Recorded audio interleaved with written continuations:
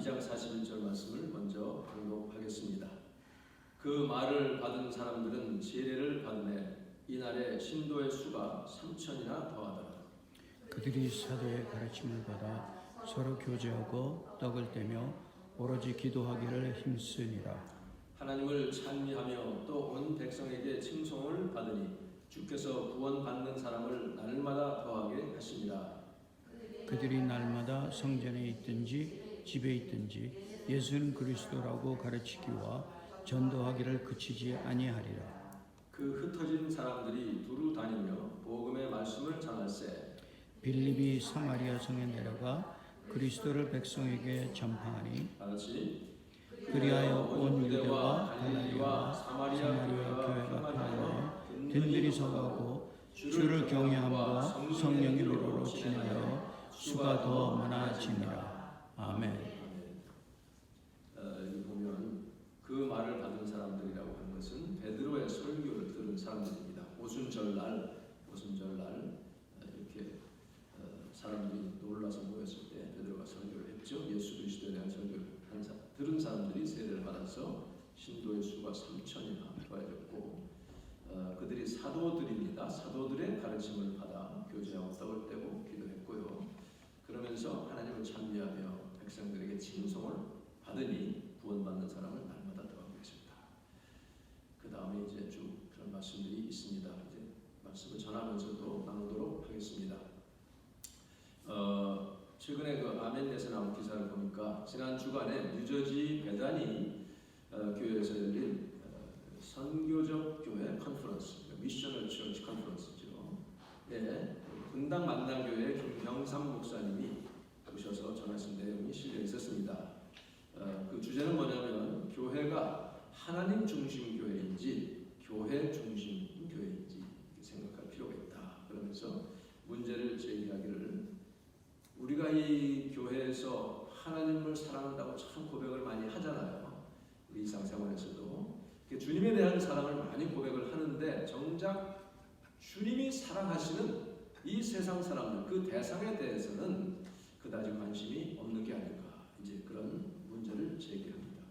하나님의 뜻, 예수님의 마음을 얼마나 교회가 품고 일을 하느냐 하는 것을 우리가 주의 깊게 봐야 된다 그런 얘기죠. 그러면서 이제 갈보리 채플의 척 스미스 목사 얘기를 합니다. 저희가 95년에 이제 캘리포니아에 있을 때 아마 96년쯤 그 교회를 가본 기억이 나요. 가봤다기보다 가서 예배를 드린 기억이 납니다. 95년, 6년이면 그분이 그 교회를 개척한 지 한 30년 됐을 때 65년에 지저스 무브먼트하고 히피들이 막 들어올 때예요. 그때 코스타메사라는 곳에 있는데요. 거기 가보니 날씨가 대부분 좋잖아요. 겨울 조금 제외하고는. 그러니까 야외에도 사람들이 안에 꽉 차니까 테이블 놓고 거기 큰 화면이 있고 스피커 있고 그래가지고 거기서도 이렇게 둘러앉아서 예배드리는 모습을 봤습니다. 대부분 이제 히피족들을 대상으로 그때 이제 처음 개척 25명으로 이제 시작을 하셨는데 그 LA 지역에서 머리를 길게 늘어뜨리고 뭐 그냥 다 찢어진 청바지나 입고 맨발로 다니는 그런 히피족들을 위해서 이제 그 목사님이 선교를 했을 때 사람들이 많이 모여들었습니다. 그러니까 이제 몇 년 후에 교회를 새로 짓고 건물을 이제 짓고 그러니 카펫을 깔고 그랬는데 그리고서 이제 첫 주일 됐을 때에 그 교회 리더십들이 이 교회 카펫이 더러워지면 안 되니까 히피족들이 맨발로 오는 사람들을 못 오게 막았어요. 그러자 그 목사님은 카펫이 더러워진다고 사람들을 못 오게 할 거라면 다 걷어라. 카펫을 걷어라. 이분들이 교회 오는 것을 막아서는 안 된다. 지금은 아마 전 세계에 1,800여 개의 교회들이 있고요. 굉장히 그분은 이제 2013년에 86세가로 소천을 하셨어요. 교회가 존재해야 되는 이유 가운데 하나는 어떻게 하나님의 일을 우리가 감당하느냐 하는 데 달려 있다는 거죠. 그러니까 건물 중심의 교회가 되어서는 안 되고 또 얼마나 모이는 그거에만 집중해서도 안 되고 교회의 사명은 목적은 생명 구원하는 데 있다는 것입니다. 그리고 그 구원된 생명들이 모여서 하나님께 예배하고 그리고 그것은 훈련받아서 다른 생명을 구원하는 그런 역군들로 일으키는 그런 그 구도가 돼야 그럴 때에 교회가 바로 설 수 있고, 그렇게 되면 교회 이렇게 컸다 이렇게 멋있는 건물을 자랑하고 할 그런 이유가 없다는 거죠. 하나님이 거기에 임재해 계시느냐, 우리가 하나님이 하시는 그 일에 동참하느냐 안 하느냐가 중요하다는 것입니다. 만일에 예수님이 교회를 막 이렇게 사람들을 많이 모으는 것이 목적이었다면 그런 말씀 안 하셨을 거예요. 나를 따르려거든 자기를 부인하고 자기 십자가를 지고 날마다 그렇게 하면서 나를 따르라, 그렇게 하지 않았을 것입니다. 빵 먹으려고 잔뜩 모인 사람들을 모아 다니면서 이렇게 했겠죠. 그러나 요한복음에 보면 그렇게 모인 사람들에게 생명의 떡 얘기를 막 하시니까 다 흩어졌어요. 못 알아듣겠다 그러면서 흩어진 얘기도 나옵니다. 그러니까 모이는 건 중요하죠. 그런데 그 자체뿐 아니라 모여서 또 어떻게 흩어지느냐, 이것이 중요한 것입니다. 오순절 성령 강림 이후에 예루살렘 교회에 많은 무리들이 모였어요. 그 당시 예루살렘 인구가 한 8만이라고 하는데 성경에 보면 베드로의 설교를 듣고 첫날 3,000명이 모였습니다. 그리고 얼마 지난 뒤에 남자만 5,000명이 됐어요. 숫자를 세보니까 3,000 플러스 5,000이라는 게 아니라 어쨌든 남자만 세보니 5,000이 될 정도로 이렇게 팍팍팍 늘어나고 있었습니다. 그러니까 여자까지 포함하면 10,000명이 넘었지 않을까 그렇게 보는 것이죠. 엄청난 성장입니다. 그 다음에는 우리가 읽은 것처럼 숫자는 세지 않고 많아졌다, 더 많아졌다 이렇게 말하고 있습니다. 그런데 사도행전 8장으로 넘어가면 스데반이 순교하는 장면이 나오죠. 스데반이 순교하니까 7장에 되기까지 순교하잖아요. 그러니 하나님의 교회를 흩어버리신 그런 역사가 나타납니다. 그러니까 모여진 교회가 자발적으로 흩어지지 않으면 하나님의 강제로라도 쳐서 흩으셔서 그 흩어짐을 통해서 하나님의 역사를 이루시는 것을 우리가 보게 됩니다. 교회가 복음을 전하고 생명 구원하는 교회가 된다는 것, 이것은 이렇게 흩어져서 각자의 삶 가운데서 세상에 침투해서 복음을 전하는 거예요. 예수 그리스도를 나타내는 것을 우리가 말하고 있습니다. 그래서요, 여기 오늘 본문에도 보면 5장 42절에 성전에 있든지 집에 있든지 예수 그리스도는 주시라, 예수는 그리스도라, 예수님은 구주다, 메시아라고 가르치기와 전도하기를 그치지 아니하니라 그랬습니다. 계속 말씀을 가르치고 전했다고 하는 것입니다. 근데 이렇게 복음을 이제 세상에 침투해서 전하다 보면요, 교회가 이렇게 하나의 그냥 세상과 격리된 그런 모습이 되어서는 안 된다는 것을 말하는 거죠. 그러니까 교회가 정말 교회다운 모습이 되려면 조금 세상을 향해서 손해 보는 것도 좀 감수를 해야 돼요. 어느 정도 손해도 감수할 수 있어야 됩니다. 그러니까 이 세상의 교회를 어떻게 보느냐에 대해서 좀 민감해져야 됩니다. 그러니까 교회 운영하는 것이 세상과 똑같은 방법으로 어떤 비즈니스 스타일로 아니면 무슨 뭐 잘못했다고 박수하고 이런 것으로 나가서는 안 된다 그런 얘기죠.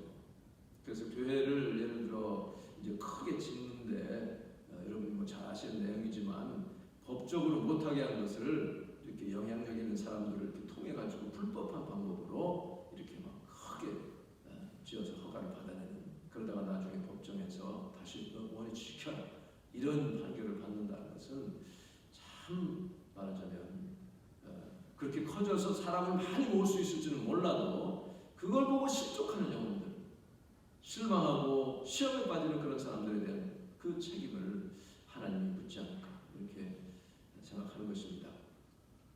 미국 그 휴스턴에 미국에서 가장 큰 교회가 있죠. 가장 큰 교회가 있습니다.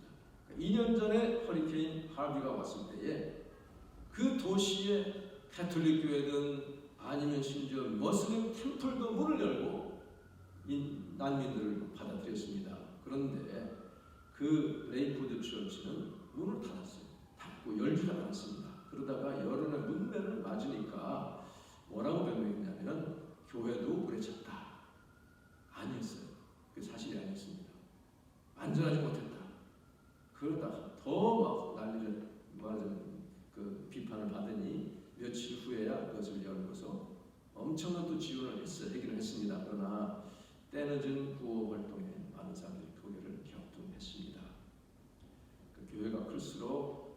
사회적인 책임도 커진다는 것을 알아야 됩니다. 사실 우리 교회는 지금 뭐 사회적 책임이고 지금 모이는 게 좀 급선무이긴 하지만요. 세상이 교회를 어떻게 보느냐 참 중요합니다. 하나님께 속한 공동체냐 아니면 세상과 똑같은 그런 가치를 가진 공동체냐 이게 중요하다는 거죠. 그래서 우리는 손해를 보더라도 그러니까 그 교회가 좀 더러워질까 뭐 막 화장실 더러워지고 뭐 물건 상할까 그 좀 손해 보면 어때요? 그렇게 해서 한 영혼이라도 그를 통해서 구원하게 하는 이런 것이 참 중요한 것이죠. 그런 이게 바로 선교적인 관점을 가지고 생명 구원에 정신 마음을 집중해서 이렇게 자꾸 내주는 기호가 되는 그런 일이 중요하죠. 그렇지 않으면 교회의 능력을 상실하는 교회가 된다는 것입니다. 그래서 교회가 이 사회적인 책임 의식을 갖는 것은 다른 거 아니에요. 생명 구원하는 것입니다. 사도 바울도 자기가 여러 사람에게 여러 모양이 됐다고 했어요. 그것은 어떻게 해서든지 한 영혼이라도 주님께 오게 하려 얻으려고 그렇게 했다고 말씀하고 있습니다. 여기 보면 참 이 오순절날 본문에 오전 한 9시경 120명이 막 차차차 떠들고 막 하는 소리를 듣고 사람들이 많이 모였잖아요. 그러면서 야, 이 사람들을 세술에 취했다 하니 베드로가 일어나서 지금이 오전 9시야. 술 취한 것이 아니다. 하나님의 성령께서 약속하신 대로 내어주셨고 너희들이 십자가 못 박아 죽이라고 한 그 예수를 하나님이 살리셔서 너희들이 구주가 되게 하셨다. 회개하고 그 예수를 영접해서 이 패역한 세대에서 구원을 받으라고 외쳤습니다. 그러자 그 메시지를 받은 사람들이 마음에 찔려가지고 다 와서 세례를 받아서 3,000명이 세례교인들이 됐습니다. 이렇게 사람들이 모여가지고 정말 사도들의 가르침을 받아서 서로 교제하고 떡도 떼고 이 떡 떼는 게 참 중요해요. 이 교회에서 캘리포니아의 샌디에고에 있는 어느 교회가 한국 교회인데 하수도가 터져가지고요. 그만 소방서에서 오고 그래서 그 본당 예배를 못 드리고 체육관에서 예배를 드립니다. 그런데 부엌도 사용하지 못하게 하니까 그동안 계속 친교하고 그랬는데 그걸 할 수가 없는 거예요. 대충 뭐 도나스로도 먹고 하다가 그것도 여의치가 않고 그러고 보니까 그 교회 다니는 어떤 신도가 하는 얘기가 먹던 게 없어지니까 도대체 이게 누가 왔는지 갔는지도 모르겠고 어정쩡하다는 거예요. 이게 교회인지 뭔지 와서 예배를 드리는데 서로 이렇게 좀 멀리 있어도 아, 저 사람 왔구나 이렇게 알고 이렇게 가서 인사도 하고 하는데 그래서 우리 교회가 이렇게 참 친교하는 것은 사람이 적기 때문이기도 하지만 상당히 중요한 의미가 있습니다. 그것을 통해서 우리가 서로 대화를 나누고 기도 제목도 나누고 교제하는 가운데 그런데 더 중요한 것은요 47절에 보면 하나님을 찬미하며 그 다음에 온 백성에게 칭송을 받았다는 거예요. 칭송. 그러니까 지금 교회가 백성들에게 칭송을 받아야 되는데 오히려 세상 사람들이 교회를 염려하고 하는 그런 모습이 되어서는 어떻게 많은 사람을 구원하게 되냐 하는 것이죠. 그렇게 칭송을 받으니 주께서 구원받는 사람을 날마다 더하게 하십니다.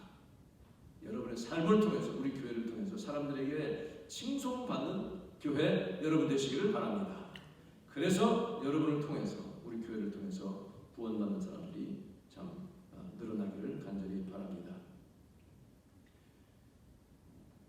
가르치기와 전도하기를 그치지 아니했어요. 모여서 같이 찬양하고 말씀 배우고 또 떡을 떼고 그리고 흩어져서는 이렇게 사람들에게 막 복음을 전했다 그런 얘기입니다. 그런데 그렇게 할 때까지는 좋았는데 그 다음 어떤 일이 벌어져요?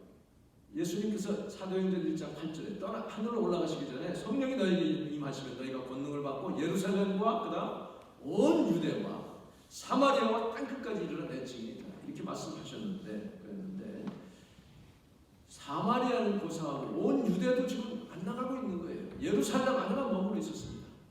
그러니까 하나님이 스데반 사건을 통해서 흩어버리신 거예요. 그러니까 지금 막 교회가 워낙 성장을 거듭하니까 이 사람들을 관리하기도 정말 아주 큰 일에 빌자에 빌자. 그러나 하나님 보실 때는 그것이 만족스러운 일이 아니었다는 얘기입니다. 스데반의 순교가 참 애통한 그런 일이었지만 하나님은 그것을 넘어서 더 큰 계획을 가지시고 이것을 허락하신 것입니다. 8장 1절에 보면 사울이라는 청년이 스데반 죽은 것을 마땅히 여겼어요. 당연하게 여겼습니다. 그날에 예루살렘 교회에 큰 핍박이 있어서 사람들이 사도들을 제외하고는 유대와 사마리아 뿔뿔이 흩어졌어요. 예수님이 말씀하신 것처럼 온 유대와 사마리아와 그것으로 흩어지게 된 거예요. 얻어맞고 흩어진 것이죠. 경건한 사람들이 스데반을 장례를 치르고 몹시 슬퍼하며 물었습니다. 사울은 교회를 파괴하면서 집집마다 다니면서 남녀를 가리지 않고 막 잡아들입니다.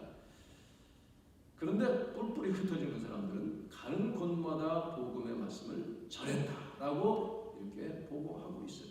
그래서 그 중에 빌립은 사마리아에 있는 도시에 가서 사람들에게 그리스도를 전하다가 이디오피아 간다게 메시에게 또 복음을 전하죠.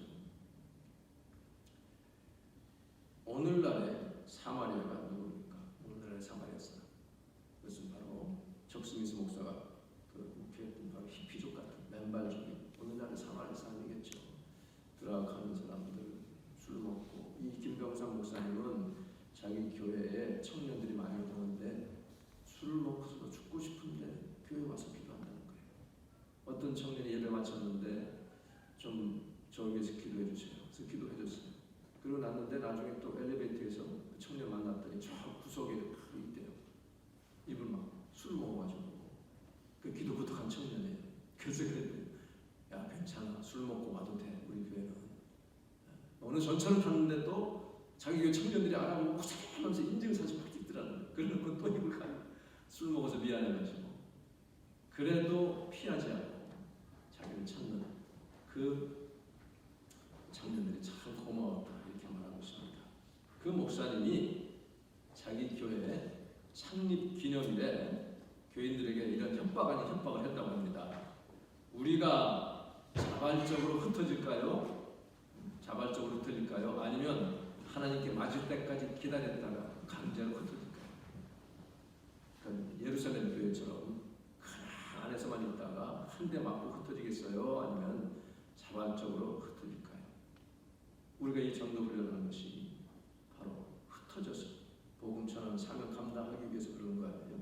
이렇게 흩어지니까 막 사람들이 흩어져서 지금 뭐라고 되냐 9장 31절 보고서가 나온 거예요. 그리하여 온 유대와 갈릴리와 사마리아, 온 유대와 갈릴리까지 갔어요. 사마리아까지 교회가 평안하여 든든히 있어가고 흩어져서 복음을 전하니 주님의 평안이 있었다는 거죠. 주를 경외함과 성령의 위로로 진행하여 수가 더 많아집니다. 숫자는 세지 않지만 많아졌다는 거예요. 우리 한번 같이 해볼까요? 주를 경외함과 성령의 위로로 항상 우리가 주님을 경외하고 하나님의 뜻이 무엇인지를 알고 그 뜻을 행하면서 그런 가운데 성령께서 우리를 위로해 주시고 그리하여 정말 믿는 자들의 수가 많아지는 그런 역사 있기를 간절히 바랍니다. 그래서 우리가 전도 훈련하는 것도 이렇게 세상 속에 우리가 흩어지잖아요. 이제 교회 일주일이 있는 게 아니잖아요. 거기서 생명 구원하기를 원하시는 하나님의 일에 우리가 동참하기 위해 그 몫을 감당하기 위한 것임을 우리가 믿습니다. 사실 그래서 전도는 그 한 생명 구원하기 위한 것이지만 거기에 따르는 보상이 있어요. 반드시 그 부수입이 있습니다. 이거는요 예외가 없어요. 우리가 복음 전하고 전도하잖아요. 힘들고 어려워도 하면 감당하면 내 영혼이 살아납니다. 다이내믹해져요. 내 영혼이 축 처져 있지 않습니다. 어떻게 하면 한 영혼 삽니까? 그 영혼이 살아나는 것을 보고 때로는 안 받으려는 것 때문에 마음 상해가지고 주님께 또 기도하고 그 역동적인 영혼이 되는 거예요. 여러분 예수 믿으면서 그냥 축 처져 살래요? 힘있게 살기를 원하세요. 힘있게 살아갈 여러분 되시기를 바랍니다. 우리 사람이 운동하지 않고 먹기만 하면 어떻게 됩니까? 이 순환 메타볼리즘이 안 되니까 병이 나잖아요. 네, 그것과 마찬가지죠. 전도에 여러 가지 방법이 있습니다. 우리가 잘 아는 대로 관계에 맺어서 전도하는 것이 가장 효과적이죠. 그게 사실입니다. 또 그거 많이 해야 돼요. 관계 전도에 대해서 이따가 또 전도 훈련 시간에 좀 나누겠어요. 그렇지만 또 전도지 가지고 나가서 길거리에서 모르는 사람에게 전하는 거, 이거 하나님이 지금도 이 방법을 통해서 영혼들을 하나씩 구원하는 거 보면 참 놀라워요. 신기하고 놀랍습니다. 그래서 사도 바울은 전도에 미련한 것이라고 했어요. 전도에 미련한 것으로. 이게 우리말 성경에 보면 어리석게 보이는 말씀 선포다. 영어에 보면 the foolishness of preaching 또는 the nonsense, 다운편 the nonsense of what we proclaim.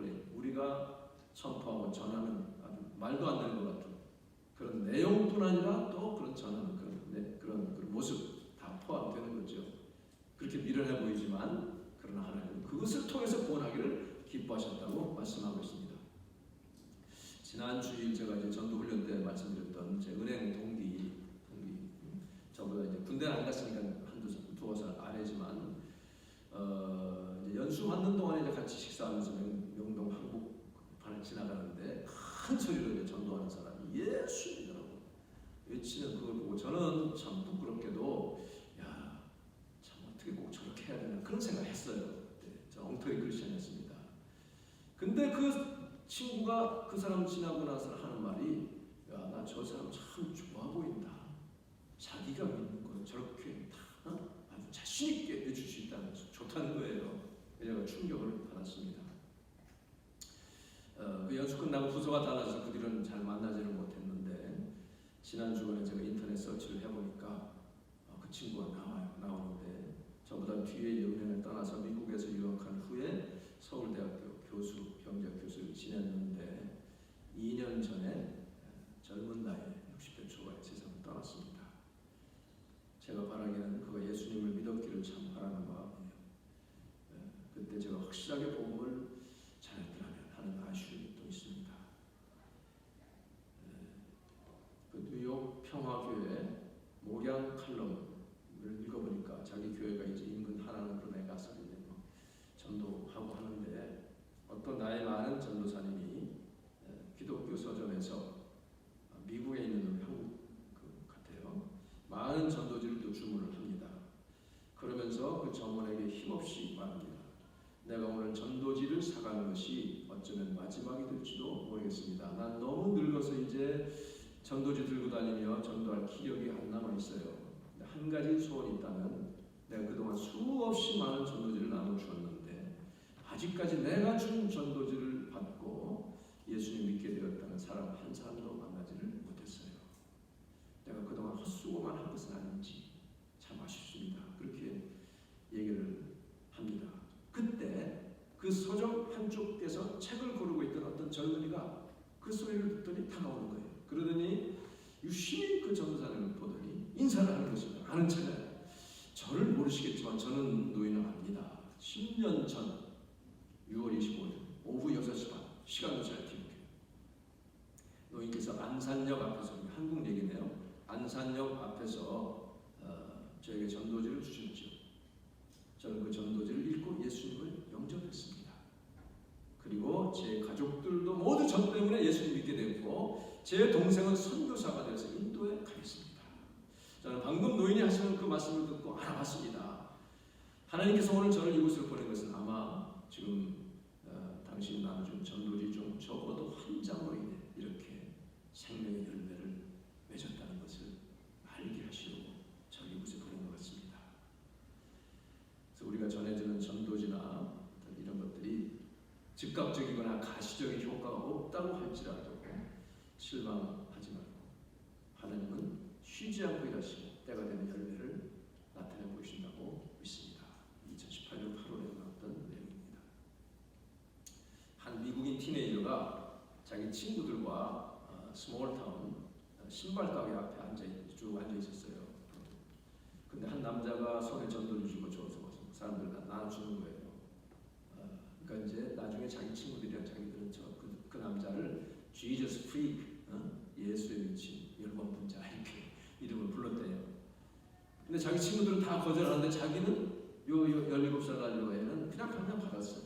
그렇다고 해서 자기가 무슨 뭐 생의 의미를 막 추구하던 때도 아니었고 그냥 뭐 불행하지도 않았고 어뷰스당한 적도 없고 가난하지도 아프지도 않았지만 그냥 친구들하고 여름방학을 즐기고 있는데 주길래 그냥 자기가 받은 거예요.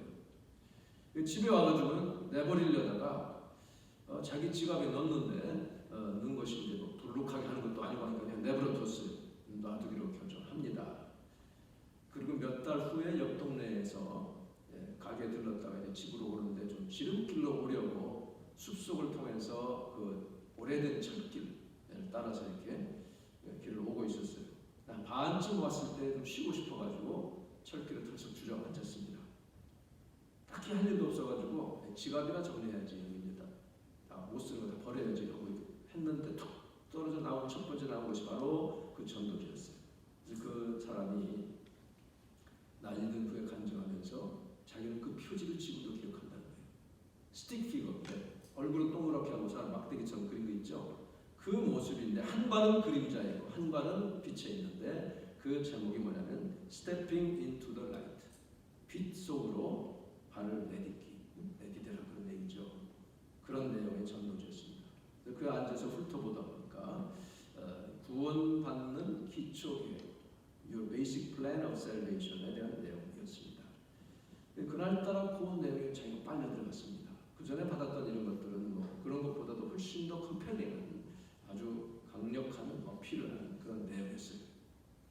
그러면서 인간의 최선의 그런 착한 일과 노력, 아무리 최선의 노력을 하고 하더라도 우리는 의롭고 완전하신 하나님 앞에서는 그런 노력들이, 그런 의가 더러운 걸레, filthy rag, 아주 더러운 걸레 조각에 불과하다는 거죠. 그런 것들을 성경 말씀을 통해서 우리 죄가 하나만 있어도 천국 바깥에 있어야 되는 그런 운명이다 하는 그런 내용이었습니다. 그렇지만 하나님은 그 크신 사랑으로 자기의 아들 독생자를 희생시키면서 그 죄의 짐을 다 갚아주셨다. 그러면서 요한계시록 3장 20절 초청의 말씀이 들어있었습니다. 볼지어다 내가 문 밖에 서서 두드리노니 누구든지 내 음성을 듣고 문을 열면 내가 그에게로 들어가서 그와 더불어 먹고 그는 나와 더불어 먹으리라. 그런데요, 그 다음 말씀, 지금도 잊지 못하는 그 질문이 있었어요. 지금 당신 마음에 무엇이 잡아당겨지는 것이 느껴집니까? Do you feel that tug at your heart? 마음을 확 잡아 끄는 것이 느끼십니까? 근데 그것을 읽는 순간에 자기 속 깊은 곳에서 뭔가 끄는 것을 작지만 느낀 것을 말합니다. 그런데 그 글이 계속되기를 바로 그것이, 그 터가 예수님이 당신의 문을 두드리는 것입니다. 그냥 문을 열고 그분을 모셔드리세요. 그런 내용이 평범한 것 같지만요, 성령이 역사하시는 그 사람 마음을 두드린 거예요. 자기는 어떻게 벌어진 일인지 모르지만 그 순간에 마음을 돌이켜서 예수 그리스도를 영접했어요. 문을 열었습니다. 그래서 예수님이 홍수와 같이 came flooding in, 밀려 들어오셨습니다. 만일에 그 Jesus Freak, 그 사람이 그날 이걸 안 나눠줬으면 아마 이 청년은 훨씬 뒤에나 예수님 영접했을지도 모르죠. 그 기회를 미싱했을지도 모릅니다. 바로 그 짧은 순간 그 17살 난 아이가 제일 먼저 깨달은 것은 바로 살아계신, 실제로 살아계신 예수님이 지금 내 안에 계시다는 것. 이것이 또 성경에 나온 대로 바로 예수님이 죽음을 이기시고 살아가셨다고, 이것을 자기가 그냥 받아들이고 그냥 리빙 퍼스로 만난 것을 자기가 체험을 하게 된 것입니다. 그래서 그 순간 그 철길에 앉아서 예수 그리스도를 영접했다는 고백을 합니다. 부드러운 바람처럼 예수님의 영이 자기 영혼 속에 불어오셨고 자기가 잊어버렸던 모든 죄까지도 다 낡은 옷, 더러운 옷이 다 떨어져 나가듯이 씻겨져 나가는 것을 느껴서 새 사람이 되었다는 그런 고백을 합니다. 그러면서 죽음 후의 세계에 대한 찰박한 그 주님이 보여주시는 그것도 엿보시는, 그러니까 성령께서 굉장히 강하게 역사하신 거죠. 생수와 같은 그런 체험을 하고 죽은 후에는 자기는 더 이상 아프지도 않고 고통도 늙지도 죽지도 않는 그런 몸을 보게 되니까, 잠시라도 보게 되니까 이제는 더 이상 죽음을 두려워하지 않고 그 뒤로 한 번도 죽음을 두려워하지 않고 불확실한 것들이 단숨에 사라졌다고 말씀합니다. 우리 주님 말씀하셨죠. 보라, 내가 만물을 새롭게 하노라. 요한계시록